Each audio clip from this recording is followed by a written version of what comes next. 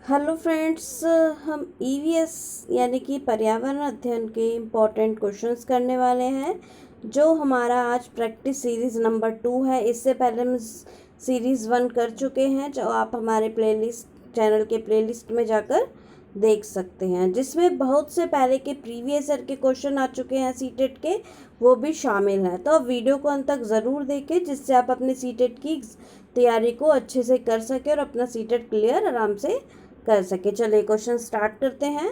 First question दिया गया है, जुड़वा बच्चों में काफ़ी समानता होने के बावजूद उनमें एक चीज़ का अंतर होता है, यानी कि जुड़वा जो बच्चे होते हैं उनमें काफ़ी तरह की सिमिलैरिटीज़ होती हैं, बट एक अलग चेंज होता है। वो क्या होता है? फर्स्ट है कि बालों का, सेकंड है कि आँखों के रंग का, थर्ड है कि नाखूनों का, फोर्थ है कि अंगूठे के निशान का।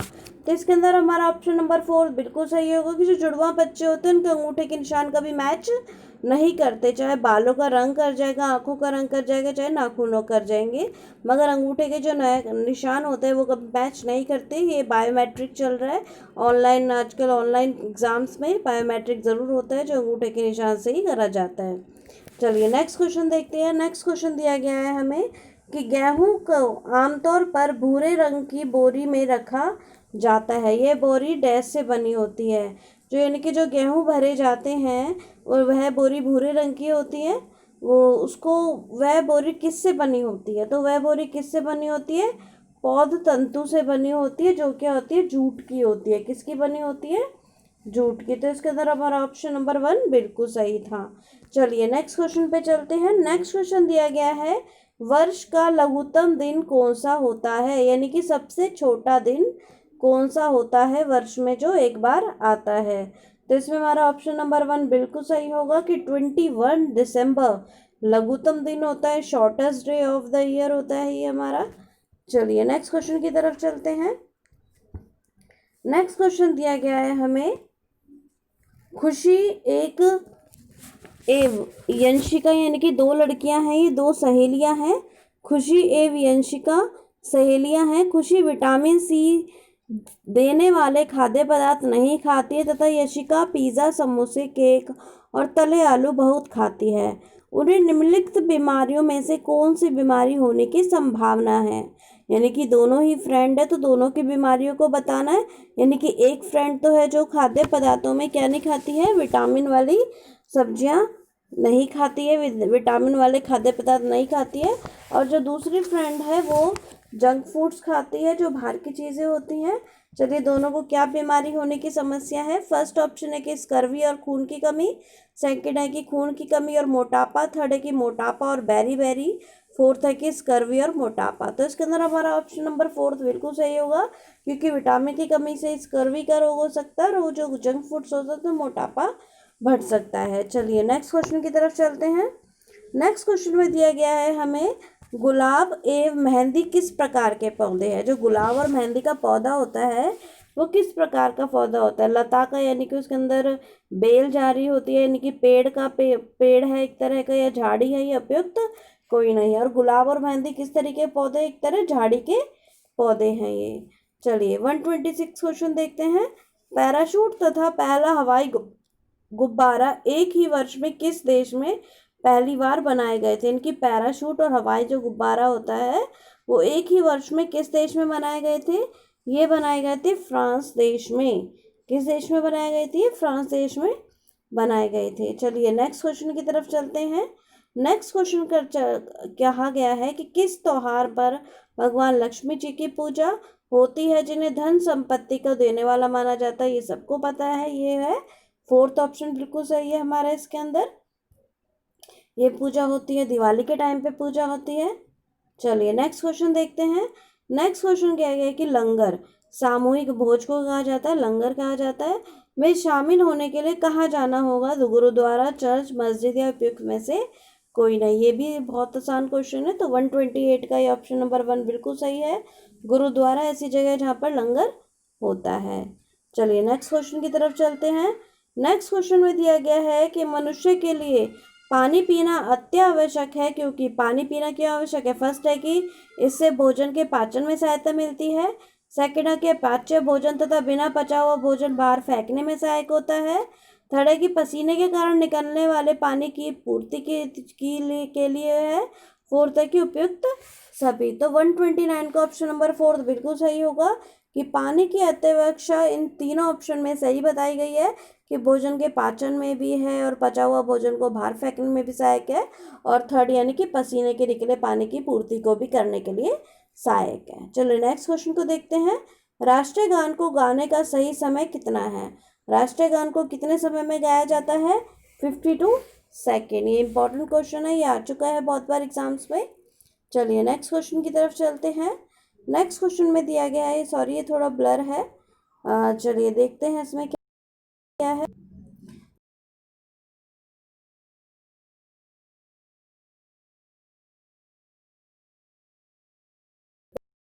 इस क्वेश्चन ऑप्शन दिया गया है कि हवा भार का होता है, हवा का भार होता है, जलने के लिए हवा ऑक्सीजन की जरूरत होती है, सांस लेने की हवा चाहिए यानी कि ऑक्सीजन चाहिए, उपयुक्त में से कोई नहीं। तो 131 में ऑप्शन नंबर सेकंड बिल्कुल सही है कि जलने के लिए हवा यानी कि ऑक्सीजन की भी ज़रूरत होती है। यदि आप ये घर पे भी एक्सपेरिमेंट करके देख सकते हैं, जलती मोमबत्ती के ऊपर ग्लास रख दीजिए, उसको ढक दीजिए तो वो बुझ जाएगी, और उसको इसके हम खुले रखेंगे तो वो नहीं बुझेगी, यानी कि उसको ऑक्सीजन की ज़रूरत है जलते रहने के लिए। चलिए नेक्स्ट क्वेश्चन पे चलते हैं।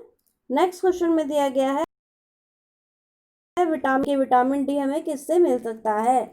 सूरज से, चांद से, फल से या पानी से? 132 का ऑप्शन नंबर सेकंड फर्स्ट बिल्कुल सही होगा कि सूरज से सन की जो किरणें होती हैं उस रोशनी से हमें विटामिन डी भरपूर मात्रा में मिल जाता है। चलिए 133 क्वेश्चन देखते हैं। श्री माथुर शारीरिक रचना का पाठ पढ़ाते समय अपनी कक्षा को किस माध्यम से पढ़ाएंगे कि ताकि छात्रों को उचित ज्ञान प्राप्त हो सके? यानी कि शारीरिक रचना के बारे में पढ़ाना है बच्चों को, तो किस माध्यम से पढ़ाएं जब बच्चे उसको दिमाग में अच्छे से बिठा सके। चलिए इसके ऑप्शंस देख लेते हैं। फर्स्ट है कि चौक और बोर्ड से पढ़ाएंगे, सेकंड है कि किताब से, दृश्य श्रव्य से, या फिर उपयुक्त में से कोई नहीं। तो इसका 133 का दृश्य श्रव्य, यानी कि अगर टीचर को एक शारीरिक रचना के बारे में पढ़ाना है तो दृश्य श्रव्य द्वारा पढ़ाएंगे, चाहे उसके लिए चार्ट यूज़ कर सकते हैं या फिर पेपर पेन यूज़ कर सकते हैं, उस पर बना के दिखा सकते हैं। चलिए नेक्स्ट क्वेश्चन देखते हैं। हरा स्वर्ण किसे कहा जाता है? हरा स्वर्ण यानी कि ग्रीन गोल्ड। ग्रीन गोल्ड किसे कहा गया है? वनों को कहा गया है। चलिए नेक्स्ट क्वेश्चन देखते हैं। आर्थिक दृष्टि से सबसे लाभदायक फूल क्या है? आर्थिक दृष्टि से सबसे लाभदायक कौन सा फूल माना गया है? केसर का फूल माना गया है। चलिए नेक्स्ट क्वेश्चन देखते हैं।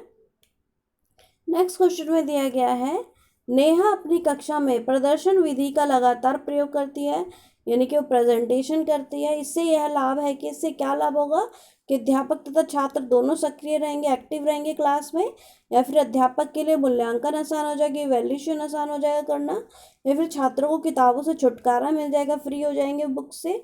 उपयुक्त में से कोई नहीं। तो 136 ऑप्शन नंबर 1 बिल्कुल सही है कि अध्यापक और छात्र दोनों ही एक दूसरे के साथ क्लासरूम में एक्टिव रहेंगे प्रदर्शन विधि द्वारा। चलिए नेक्स्ट क्वेश्चन देखते हैं। नेक्स्ट क्वेश्चन में दिया गया है कि एक अस्पताल को कांच की बोतलें, कांच के सिरिंज आदि को किस रंग के कूड़ेदान में फेंकना चाहिए? यानी कि जो कांच की चीज़ें हैं तो वो किस रंग के कूड़ेदान के लिए यूज़ है? तो वो नीले रंग के कूड़ेदान के लिए यूज़ है। इसके अंदर हमारा ऑप्शन नंबर 1 बिल्कुल सही रहेगा। ऐसे ही हमारे और इम्पोर्टेंट क्वेश्चन हैं, और ऐसे ही हमारे इम्पोर्टेंट क्वेश्चंस को देखने के लिए आपको हमारे चैनल को सब्सक्राइब करना होगा और उसके साथ बने बेल आइकन को प्रेस करना होगा, जिससे कि आपको वीडियो का नोटिफिकेशन सबसे पहले मिल सके। तो चलिए आगे और इम्पोर्टेंट क्वेश्चन देखते हैं जो आपके सीटेट एग्ज़ाम को क्लियर करने में बहुत ही इम्पोर्टेंट्स हैं। चलिए नेक्स्ट क्वेश्चन में दिया गया है कि प्राथमिक स्तर पर पर्यावरण अध्ययन पढ़ाने का मुख्य उद्देश्य क्या है? प्राथमिक स्तर यानी कि जो 1st to 5 क्लासेस होती है उसमें पर्यावरण ईवीएस पढ़ाना है, तो उसका ऑब्जेक्टिव क्या होता है टीचर्स का? फर्स्ट है कि छात्रों को परिभाषाओं से अवगत कराना होता है, सेकंड है कि प्राकृतिक वातावरण के प्रति उनका कौतूहल बढ़ाना होता है, थर्ड है कि खेती बाड़ी में रुचि बढ़ाने के लिए उपयुक्त में से कोई नहीं। तो 138 का हमारा ऑप्शन नंबर सेकंड बिल्कुल सही होगा कि प्राकृतिक वातावरण के प्रति उनका कौतूहल बढ़ाना, यानी कि उनको प्रकृति से जोड़ने के लिए ये कार्य किया जाता है 1st to 5th तक ईवीएस पढ़ाई जाती है बच्चों को, ताकि वो अपने पर्यावरण के बारे में सीख सकें। चलिए नेक्स्ट क्वेश्चन चलते हैं। नेक्स्ट क्वेश्चन गया है कि पर्यावरणीय शिक्षा निम्नलिखित में से क्या प्रयोग परोक्ष रूप से करती है, यानी कि जो पर्यावरणीय ईवीएस सब्जेक्ट है वो शिक्षा में क्या परोक्ष रूप से दिखाती है। फर्स्ट है कि अंधविश्वास का निराकरण एवं वैज्ञानिक दृष्टिकोण का विकास दिखाएगी। सेकंड है कि देश प्रेम का प्रसार करेगी। थर्ड है कि सांस्कृतिक विरासत के प्रति सही दृष्टिकोण दिखाएगी। उपयुक्त में से कोई नहीं। तो 139 का ऑप्शन नंबर 1 बिल्कुल सही होगा कि ये क्या करेगी, अंधविश्वास का निराकरण करेगी। बच्चों के अंदर कोई उसका दिमाग में नहीं बैठा पाएंगे, बच्चे अंधविश्वास को मानेंगे नहीं बिल्कुल भी, और वैज्ञानिक दृष्टिकोण को डेवलप करेंगे अपने माइंड के अंदर। चलिए नेक्स्ट क्वेश्चन पे चलते हैं। नेक्स्ट क्वेश्चन में दिया गया है हमें कि CCE यानी कि सतत और व्यापक मूल्यांकन, कंटिन्यूस एंड कॉम्प्रिहेंसिव इवैल्यूएशन का मुख्य उद्देश्य क्या है, किस ऑब्जेक्टिव पे इसको बनाया गया है। फर्स्ट है कि चिंतन पर जोर देना, रटने पर नहीं, यानी कि बच्चों को चिंता करके थिंकिंग प्रोसेसिंग कराना, रटना यानी कि रॉट थ्योरी ना कराना। सेकेंड है कि अध्यापक के मूल्यांकन को छात्र पर केंद्रित करना, मूल्यांकन को नियमित और निरंतर बनाए रखना, योग्य बनाना, या उपयुक्त सभी, यानी कि फोर्थ ऑप्शन। तो 140 का इसके अंदर हमारा ऑप्शन नंबर 4 बिल्कुल सही होगा। जो CCE प्रोसेस चला है उसमें सारी चीज़ें आएंगी कि चिंतन थिंकिंग प्रोसेस भी बढ़ाना होगा, और इवैल्यूएशन को छात्र पर केंद्रित करना होगा, और नियमित और निरंतर भी रहेंगे बच्चे इसको इस प्रक्रिया से। चलिए नेक्स्ट क्वेश्चन देखते हैं। श्रीमती वीणा पढ़ाते समय अपनी रोज़मर्रा की ज़िंदगी से बहुत से उदाहरण देती हैं। ऐसा करने से एक टीचर है जो बच्चों को पढ़ाती है कोई भी टॉपिक, उस टॉपिक से रिलेटेड अपने ज़िंदगी के रोज़मर्रा का उनको एग्जाम्पल्स बताती हैं, जिससे क्या होगा। फर्स्ट है कि छात्र अपने जीवन से जुड़ी क्रियाओं को भी समझ पाते हैं। सेकंड है कि सामाजिक एवं सांस्कृतिक पक्ष को समझ पाते हैं। थर्ड है कि पर्यावरण परिवार के प्रति सजग हो उठते हैं, यानी कि लास्ट ऑप्शन यानी कि उपयुक्त सभी। तो 141 का इसके अंदर ऑप्शन 4 बिल्कुल सही होगा कि अगर एक टीचर है जो अपने रोज़मर्रा की ज़िंदगी के कार्यों को बता रही है उस चैप्टर से जोड़ जोड़ के किताबों के, तो उससे क्या होगा, जुड़ी क्रियाएं समझ पाएंगे बच्चे भी, और सामाजिक और सांस्कृतिक पक्ष को भी समझ पाएंगे, और पर्यावरण परिवार के प्रति भी सजग हो पाएंगे। चलिए नेक्स्ट क्वेश्चन की तरफ चलते हैं। नेक्स्ट पर्यावरणीय अध्ययन की पुस्तकों में मानव जीवन से जुड़ी दिन प्रतिदिन की कठिनाइयों का उल्लेख इसलिए किया जाता है, यानी कि जो EVS की बुक्स होती हैं उसमें मानव जीवन से जुड़ी दिन प्रतिदिन जो डे लाइफ है उसके बारे में कठिनाइयाँ प्रॉब्लम्स का भी उल्लेख होता है। तो ऐसा किस लिए किया गया है बुक्स में, फर्स्ट है कि ताकि छात्रों को जो भी भावी नागरिक हैं उन कठिनाइयों के प्रति सजग किया जा सके, या फिर छात्रों को पुस्तक रुचिकर लगे, या पुस्तक में क्रमबद्ध विषय वस्तु की दी जा सके, या उपयुक्त में से कोई नहीं।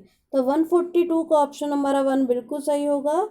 तो बच्चों को रोज़मर्रा ज़िंदगी की प्रॉब्लम्स के बारे में बुक्स के अंदर दिया जाता है, तो ताकि बच्चे भावी नागरिक बन सके और कठिनाई के प्रति सजग किया जा सके। चलिए नेक्स्ट क्वेश्चन को देखते हैं।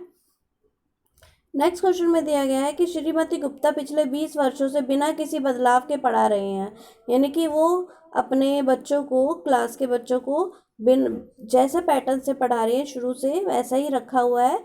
और एक कुशल शिक्षक बनने के लिए उन्हें क्या करना होगा कि अपनी शिक्षण विधि को दूसरे से मिलाना चाहिए। सेकंड है कि बिना बदलाव के पढ़ाना चाहिए, उनको पढ़ाते रहना चाहिए। थर्ड है कि समय समय पर आवश्यकता अनुसार विधि में फेरबदल कर लेना चाहिए। फोर्थ है कि उपयुक्त में से कोई नहीं। तो इसके अंदर हमारा ऑप्शन नंबर फेरबदल कर लेना चाहिए, थर्ड ऑप्शन हमारा बिल्कुल सही होगा कि समय समय पर आवश्यकता अनुसार विधि के फेरबदल कर लेना चाहिए, जिससे बच्चों में भी इंथुजियाज्म बढ़ सके और वह एक्टिव रह सके, क्लास में बोरिंग ना महसूस करें।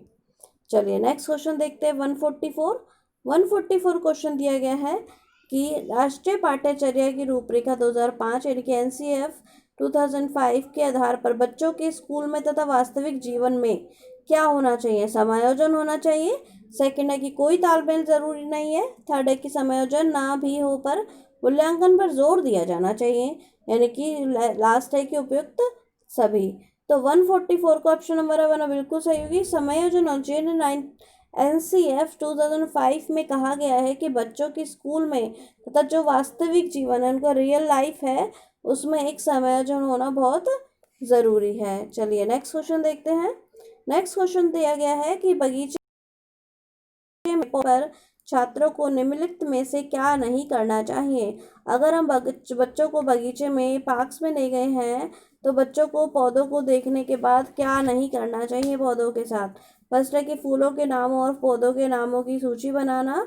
सेकंड है कि अध्यापक से पूछने योग्य प्रश्नों को लिख लेना। थर्ड है कि माली से बातचीत कर पौधों के बारे में और जानना। फोर्थ है कि फूल और पत्तों को तोड़कर फाइल में सुखाने के लिए रखना। तो इसके अंदर हमारा 145 का ऑप्शन हमारा 4 बिल्कुल सही होगा कि इसमें हमें ये तीनों तो एक्टिविटीज़ करनी चाहिए। पार्क में पहुंचकर, बगीचे में पहुंचकर फूलों के नाम और पौधों के नाम सूची बनानी चाहिए, उनकी एक लिस्ट बनानी चाहिए और उनके प्रश्न भी लिख लेने चाहिए ताकि हम क्लासरूम में जाके टीचर से पूछ सकें और माली से ही बातचीत कर सकते हैं अगर वहाँ पर है तो, उससे पौधों के बारे में और जानकारी ले सकते हैं। मगर उनको क्या नहीं करना चाहिए, क्योंकि नहीं पूछा गया था इसके अंदर, तो वो क्या नहीं करना चाहिए, फूल पत्तों को तोड़कर फाइल में सुखाने के लिए नहीं रखना चाहिए। चलिए नेक्स्ट क्वेश्चन की तरफ चलते हैं। नेक्स्ट क्वेश्चन में दिया गया है कि विद्यार्थी निष्क्रिय श्रोता किस विधि में होते हैं। निष्क्रिय श्रोता यानी कि वो बस सुनता ही रहता है चीज़ों को क्लास में बैठ के, तो वो किस में होगा, व्याख्यान विधि में होगा। क्योंकि व्याख्यान विधि होती है जो लेक्चर मेथड होता है जिसमें टीचर्स बोलते हैं और टीचर एक्टिव होता है, स्टूडेंट एक्टिव नहीं होते हैं। चलिए नेक्स्ट क्वेश्चन पे देखते हैं। नेक्स्ट क्वेश्चन दिया गया है पर्यटन पर पर्यावरणीय शिक्षा में काफ़ी जोर दिया गया है। यानी कि जो EVS एजुकेशन है, जो पर्यावरण से रिलेटेड एजुकेशन दी जाती है, उसमें पर्यटन पर जोर दिया गया है। यानी कि बच्चों को पर्यटन कराना, पर्यटन करा के चीज़ें सिखाना, पिकनिक पर ले जाना, क्योंकि इससे छात्र डैश के संपर्क में आता है जो पर्यावरण का मुख्य हिस्सा है। यानी कि इससे बच्चा किसके संपर्क में आएगा, परिवार के, विद्यालय के, समाज के उपयुक्त में से कोई नहीं। तो 148 का हमारा ऑप्शन नंबर 2 बिल्कुल सही होगा। इससे बच्चा समाज के संपर्क में आ सकेगा। इसके अंदर समाज हमारा ऑप्शन बिल्कुल सही होगा। चलिए नेक्स्ट क्वेश्चन पे देखते हैं। नेक्स्ट क्वेश्चन दिया गया है कि संदीप आमतौर पर गृह कार्य करके नहीं लाता है, ऐसे में उसका अध्यापक, यानी कि एक संदीप नाम का बच्चा है जो अपना होमवर्क नहीं करके लाता है, तो उसमें क्या करेगा टीचर। चलिए इसके ऑप्शन देख लेते हैं हम। ऑप्शन है कि उसे डांटेगा, समझाएगा। थर्ड है कि माता पिता से मिलेगा। फोर्थ है कि उपयुक्त में से कोई नहीं। तो इसके अंदर हमारा ऑप्शन नंबर 3 बिल्कुल सही होगा कि उसके माता पिता से मिलेगा और उसकी तकलीफ को जानेगा कि वह क्यों नहीं कर पाता है होमवर्क।